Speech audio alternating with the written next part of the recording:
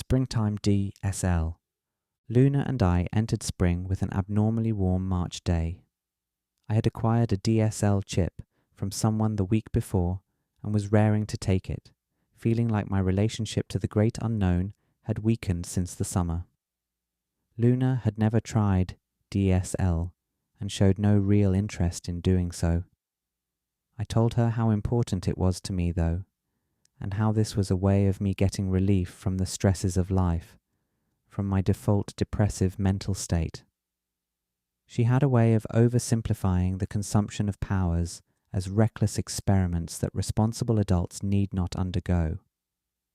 She didn't understand my proficiency with powers, I'm sure of it to this day, and she scoffed at the notion that I had any special knowledge. Morning came on that day, and Luna had developed a fever overnight. She said she felt awful overall, and I was upset at the notion that we wouldn't be able to enjoy the nice day.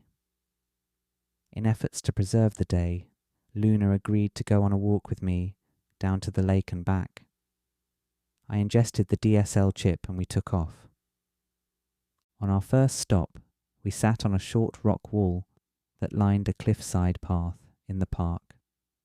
The path was a popular vantage point for the full view of the lake and mountains, something enjoyed by tourists and locals alike. I can't remember exactly what conversations we had there together, but I remember finding humour in most things Luna said. In even her most basic of demeanours, she had a way of being sassy and cute. I made sure she felt okay to go on, and she assured me that she could do our loop down by the lakeside. The heat of the day was very pleasing after such a cold winter, and I couldn't shake the grin off my face as we looked upon the sparkling white caps. The only rifts in this wave of peace were the many dog interactions I witnessed. Oh boy, is Hip Forest a dog people place? Not that there is anything wrong with that, aside from the fact of dog owners who do not properly train their dogs nor clean up after them. The end result is often a blend of assault by curbside pup and avoidance of the fecal landmines. Despite one's best efforts, though, the scent of their shit logs may be inescapable. Seeing all of this, seeing all of those who never think to explore the great unknown, those who plainly stick to the mainstream ways, made me realize how many good boys and good girls there are out there. On our way back to Luna's place, we stopped by a mural of a pudgy boy's face surrounded by rainbows. The image cracked me up, and Luna took a picture of me posing in front. At least we were both having fun, even if she was feverish, and I was in a realm she didn't understand. We had gone through rough days in the winter, back when we had both overshared facts from our dating histories, and both couldn't handle the raw facts about each other. For her it was knowing the exact number of women I had slept with, and for me it was knowing the type of guys she had slept with, as well as how she had met them.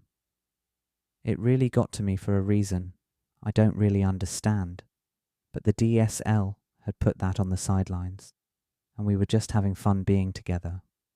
Those were always the good times, when absolutely no conflict was occurring whatsoever, and we were growing with each other. When we got back to her place, we sat at the high kitchen table and admired the view outside, the sunny day turning to a tempestuous afternoon. Luna then took out a literary magazine I had never heard about, called The Moon, and started reading poems from it. I had a complicated relationship with poetry. Since high school I had written in my own type of style in a notebook, but had since then taken high-level college courses in writing poetry, and was disenchanted with how much real poets so strictly subscribed to the canon necessities. Seeing how much very simple poems were fawned over by the community, I became jaded with any notion of enjoying being a poet amongst others, even if I ever was lucky enough to find a place in that sphere. In this instance, however, Luna read a poem that was about a mother and son in their older age, and I believe the DSL really made me feel the words of the poem. She got to a part about the mother not being able to hear the son, and the sun realizing how old she had become. It was the simplest play on emotions, yet I was brought to tears. I hadn't cried like that in a long time, for several years at least.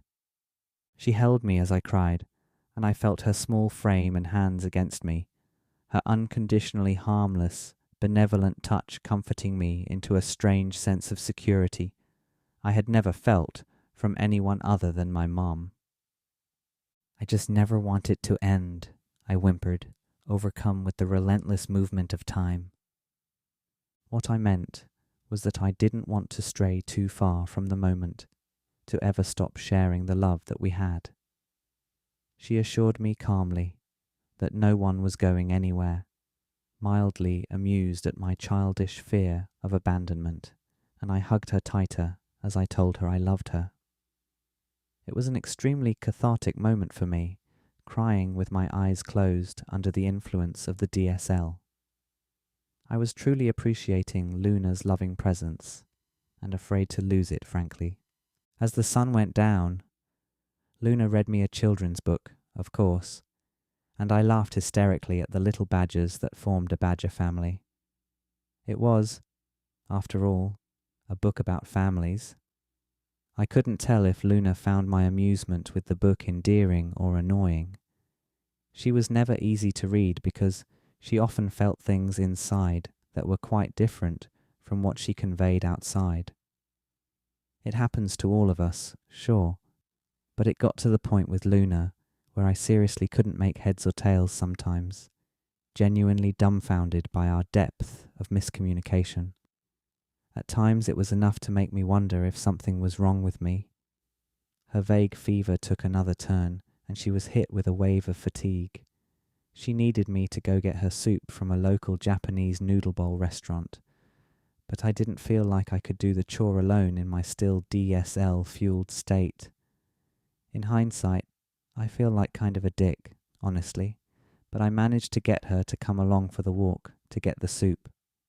We performed the task and returned home, and she was ready to fall into feverish sleep by herself. It was an odd end to our day together, and I wasn't sure what to make of the series of events.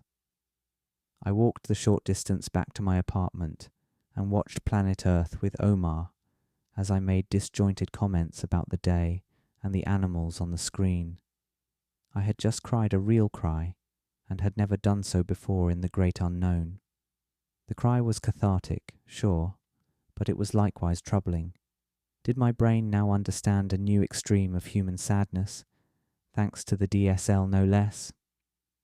Omar was always a good, sleepy interlocutor for my returns back from the great unknown, and he offered even the most forced laughter, just to make me feel like I was heard.